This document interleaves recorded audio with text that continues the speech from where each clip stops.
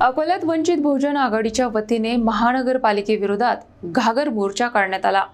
पाणी टंचाई, अन्यायकारक घरकर आणि मोकाट कुत्रे यांच्या वाढत्या समस्यांवर तातडीने उपाययोजना करण्यासाठी मागणी करण्यात आली।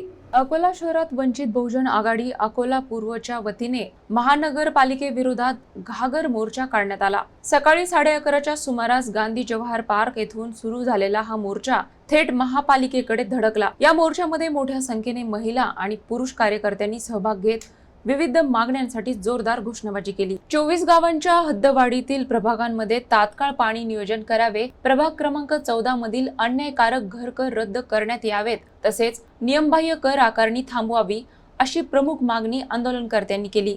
याशिवाय शहरात वाढलेल्या मोकाट कुत्र्यांच्या समस्येमुळे नागरिकांमध्ये भीतीचे वातावरण निर्माण होत असून यावर तातडीने उपाययोजना करण्याची मागणीही करण्यात आली। महानगरपालिका प्रशासनाने नागरिकांच्या मूलभूत प्रश्नांकडे तातडीने लक्ष द्यावे, अन्यथा आंदोलन अधिक तीव्र करण्यात येईल असा इशाराही यावेळी वंचित बहुजन आघाडीच्या पदाधिकाऱ्यांनी दिला।